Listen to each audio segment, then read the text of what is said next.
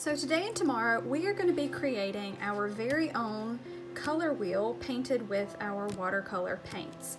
So this is a student example from a previous semester, and I'm going to show you how to draw this out and create this in your mixed media sketchbook.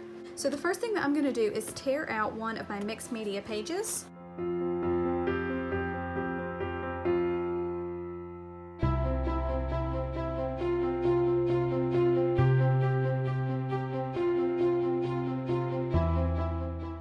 The next thing that you're going to do once you have your paper torn out is find a round plate or a round bowl, something that's going to be big enough to make a circle that you can trace that will take up most of the width of this paper without being too small or too large and going off the edges. So I wanted to sort of show you, there is a little luncheon plate size that I found in my kitchen.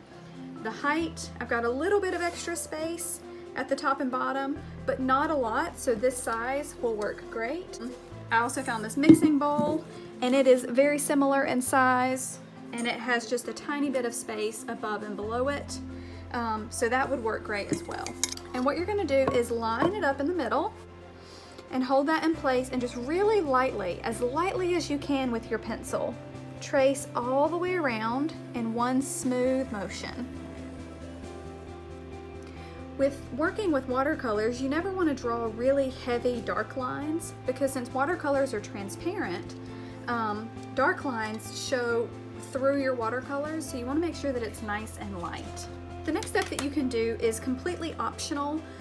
You don't have to do this, but if you have tape at home, I like this option because it helps sort of stretch your paper. If you have some sort of masking tape or painter's tape or washi tape, something like that that's a paper-based tape, you can tape all along all four edges, and it is going to help stretch your paper and keep it from getting warped as you're painting with it.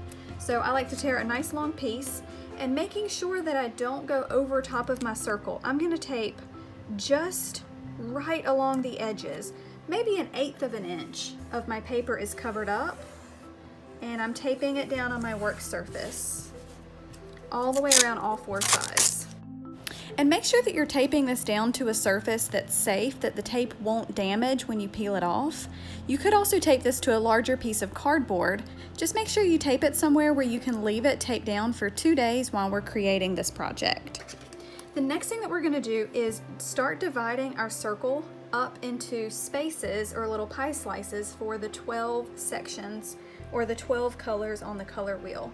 Now this is really important, so what I want you to do first is find somewhere towards the middle, halfway up and down, around thereabouts.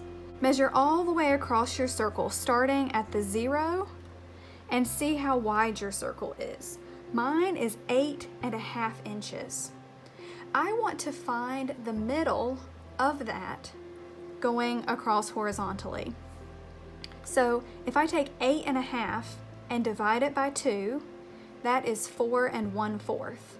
So 4 1/4, if I put a little tick mark there, that tells me where halfway across my circle is. Now I can take my ruler and turn it vertically. I'm going to slide it right up to that tick mark, line the 0 up with the top or bottom of my circle, whichever direction you're measuring. So there's my 0, and now it's still 8.5 inches because it's a circle. So now if I find the 4 1/4 mark this way, I'm going to make a dot. And that dot now tells me the exact center of my circle. So first I measured how far across over was the center, and then I measured how far down was the center. So that second dot is the middle of my circle. I can erase that first tick mark, and now I know where all of my pie slices need to intersect. So very, very lightly, I am going to find a true level horizontal line. I don't want it to tilt or lean. I want to find just a nice, true, level horizontal. And as lightly as I can, I am going to draw that line all the way across, right through my center dot. And then I'm going to turn it vertically and do the exact same thing. So now I've divided my circle into 4 pie slices, but there are 12 colors on the color wheel. So I need to divide each one of these pie slices into 3 in order to make enough for all 12. So that would be 3, 6, 9, and 12. A lot of people get confused at this next step and they think they can just divide it in half, but then you won't end up with enough sections for all of your colors. So this next trick is going to take some estimation and some sort of guesstimation on your part to divide each section into 3 even parts. So the first thing that I like to do is visualize how wide that section is from here to here. And what I'm going to do is take 2 fingers and sort of spread them out to where I can see 3 parts. 1, 2, and 3. So I'm going to guesstimate what I think about 3 even spaces looks like, just holding kind of 2 fingers right there as a rough guess. And then with my pencil outside of my circle, I'm going to make a little tick mark. So there's 1 tick mark and 2 tick marks.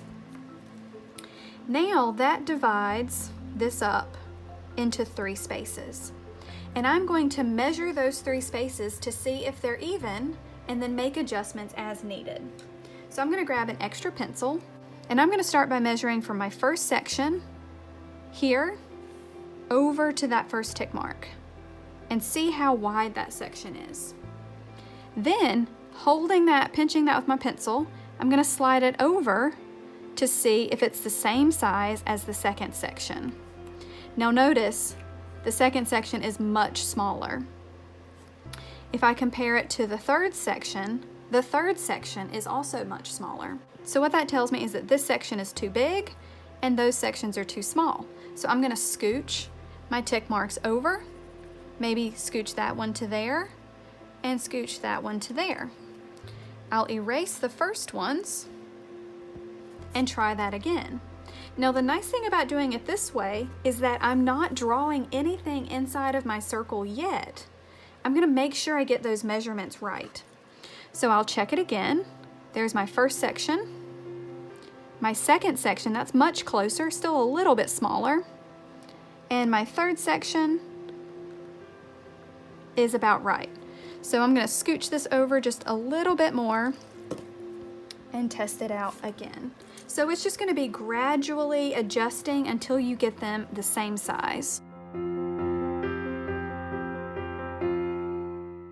So that looks great. And what I can do is take that tick mark and run it through the middle and bring it all the way across. And I'm going to do this very, very lightly. So line up that tick mark with my center mark and very lightly bring it all the way across the circle. Do the same thing here.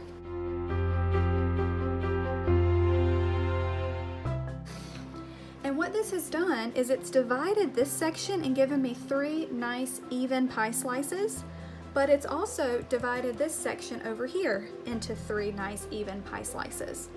So really I've gotten half of my circle complete. Now I need to do the same trick on this side.